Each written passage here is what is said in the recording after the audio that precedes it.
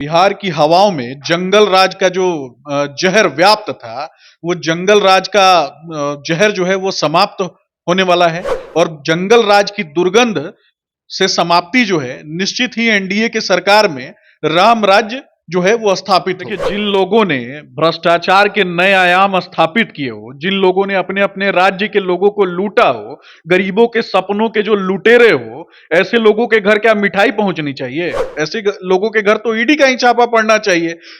लालू जी सजा याफ्ता मुजरिम है, ये पूरा बिहार जानता है, पूरा देश जानता है।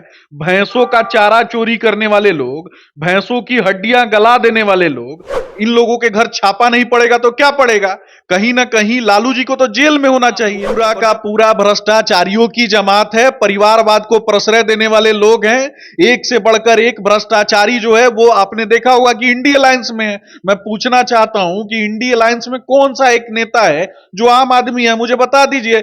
लालू परिवार, स्टालिन परिवार, मुलायम परिवार, उसके बाद गांधी नेहरू परिवार, इसी प्रकार के परिवारवाद की तो जमात है। तो सबसे ज्यादा सांप किसके सीने पर लोटा?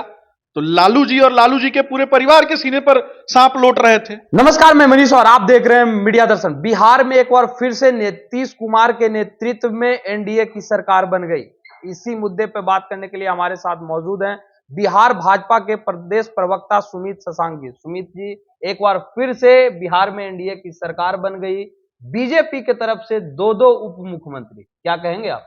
देखिए, निश्चित रूप से बिहार की हवाओं में जंगल राज का जो जहर व्याप्त था, वो जंगल राज का जहर जो है वो समाप्त होने वाला है और जंगल राज की दुर्गंध से समाप्ति जो है निश्चित ही एनडीए के सरकार में राम राज्य जो है वो स्थापित होगा। अगर बात की जाए तो जैसे ही एनडीए की सरकार बनी बिहार में, तेजस्वी यादव और हेमंत सोरेन के घर ईडी पहुंचने लगी, पूछताछ के लिए बुलाया जा रहा है। महागठबंधन के लोग तो यही कह रहे हैं कि ये राजनीतिक साजिश है, क्या कहेंगे? देखिए, जिन लोगों ने भ्रष्टाचार के नए आयाम स्थापित किए हो, जिन लोगों ने अपने अपने राज्य के लोगों को लूटा हो, गरीबों के सपनों के जो लुटेरे हो, ऐसे लोगों के घर क्या मिठाई पहुंचनी चाहिए? ऐसे लोगों के घर तो ईडी का ही छापा पड़ना चाहिए। लालू जी सजा याफ्ता मुजरिम है, ये पूरा बिहार जानता है, पूरा देश जानता है। भैंसों का चारा चोरी करने वाले लोग, भैंसों की हड्डियां गला देने वाले लोग, इन लोगों के घर छापा नहीं पड़ेगा तो क्या पड़ेगा? कहीं ना कहीं लालू जी को तो जेल में होना चाहिए और जब उनको जेल में जाना होता है तो वो झारखंड के जेल में उनको रखा जाता है और किस प्रकार की उनको सुविधाएं मुहैया कराई जाती हैं। ऐसे व्यक्ति को तो अंडमान की जेल में होना चाहिए था, जो कहीं ना कहीं जेल में बैठ करके आम जनता के जनजीवन को प्रभावित न कर सके। कहीं ना कहीं संपूर्ण बिहार की जनता जानती है कि उनको जिस प्रकार से पलायन का दर्द झेलना पड़ा, दुख और दर्द को झेलना पड़ा, आपने देखा होगा कि पूरा बिहार जो है वो किस प्रकार से हत्या, अपहरण, लूट, बलात्कार का शिकार रहा।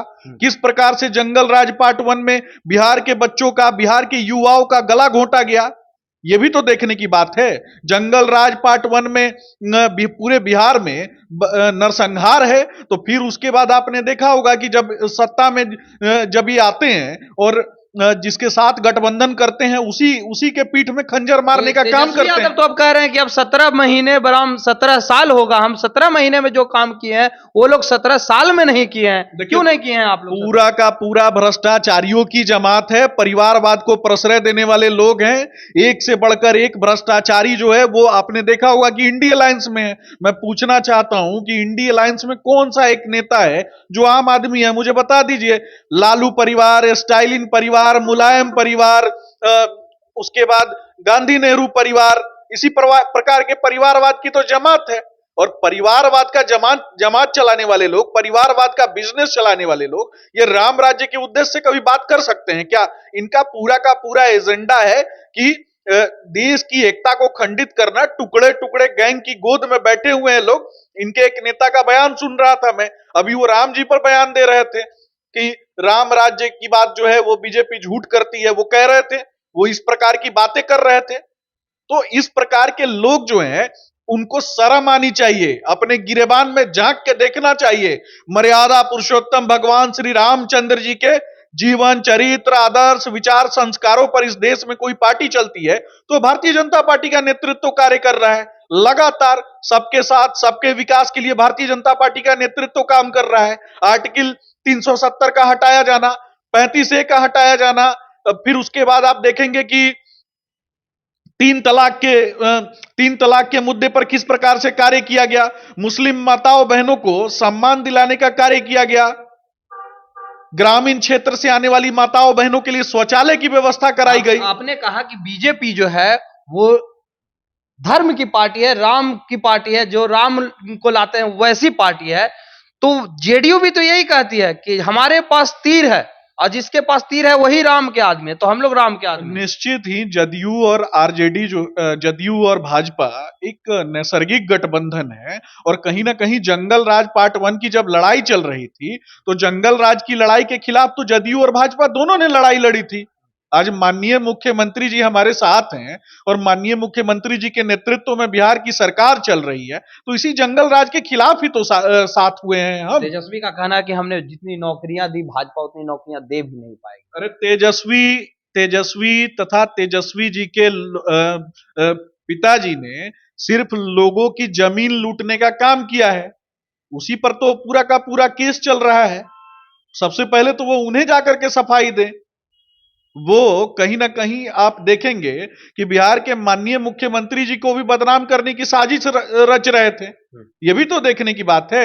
एक चीज समझने की आवश्यकता है, एक तरफ देश की यशस्वी प्रधानमंत्री आदरणीय श्री नरेंद्र मोदी जी ने कर्पूरी ठाकुर जी जैसे सम्माननीय और नेता को भारत रत्न प्रदान किया, वहीं दूसरी तरफ बिहार के माननीय मुख्यमंत्री नीतीश कुमार जी ने इसका स्वागत किया।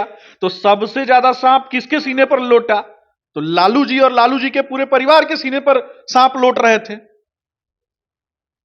जो भ्रष्टाचारियों की पूरी मंडली होगी वो समाज के अंतिम पायदान पर बैठे हुए व्यक्ति को कभी बर्दाश्त करेगी क्या? ये थे हमारे साथ भाजपा के प्रदेश प्रवक्ता सुमित शशांक, जिन्होंने सीधे तौर पे कहा कि लैंड फॉर जॉब मामले में आज ईडी उनसे पूछताछ कर रही है, पहले उसका जवाब दे। नौकरी की बात की जाए तो भाजपा उससे कहीं अधिक नौकरी जो है वो देगी, क्योंकि ये जो पार्टी है लगातार शोषित वंचितों की आवाज उठाने वाली पार्टी है। इस तरह के तमाम अपडेट के लिए देखते रहे मीडिया दर्शन। धन्यवाद।